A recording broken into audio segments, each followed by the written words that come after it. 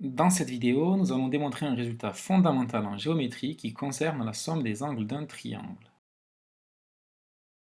Pour cela, observons ce qu'il se passe sur l'exemple suivant. On a tracé un triangle ABC et on a aussi affiché la valeur de chacun de ces angles.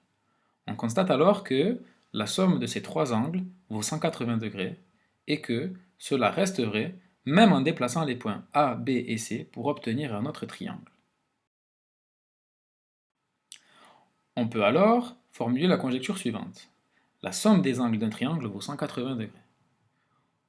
Vous pouvez naturellement vous demander si cette phrase est toujours vraie.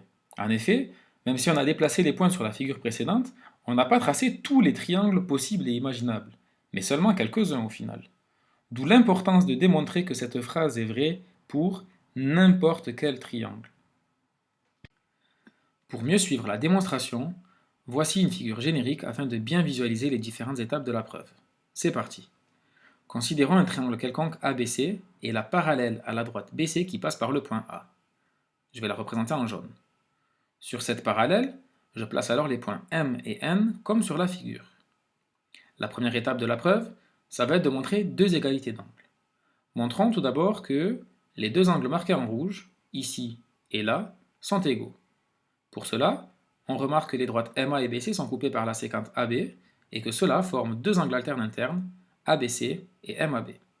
De plus, on sait que la droite MA, celle qui est en orange sur la figure, est parallèle à la droite BC par construction. Donc, les deux angles alternes internes ABC et MAB sont égaux. De la même façon, je vais pouvoir montrer que les deux angles marqués en vert, ici et là, sont égaux. En effet, cette fois-ci, ce sont les droites NA et BC qui vont m'intéresser.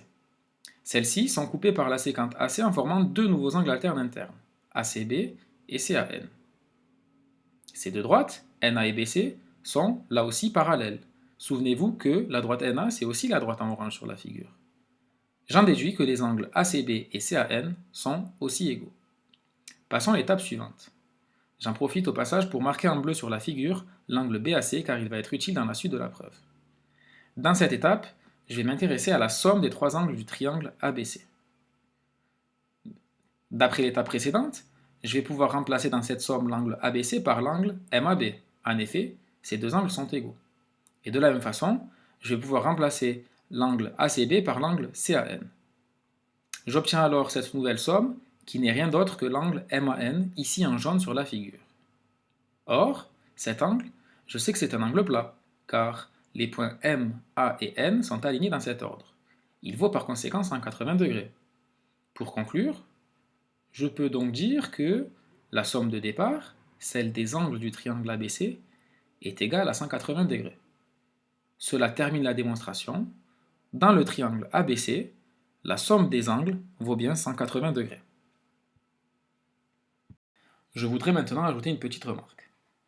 Cette propriété, à savoir que dans tout triangle, la somme des angles vaut toujours 180 degrés, est un résultat très important en géométrie au collège, car il permettra de résoudre de nombreux problèmes, notamment lorsqu'il faudra déterminer un angle dans un triangle dont on connaît les deux autres angles. Maintenant, c'est à vous de jouer. À vous d'utiliser cette propriété pour déterminer l'angle ATM sur la figure proposée. N'hésitez pas à laisser votre réponse dans l'espace commentaire. Bon travail à vous!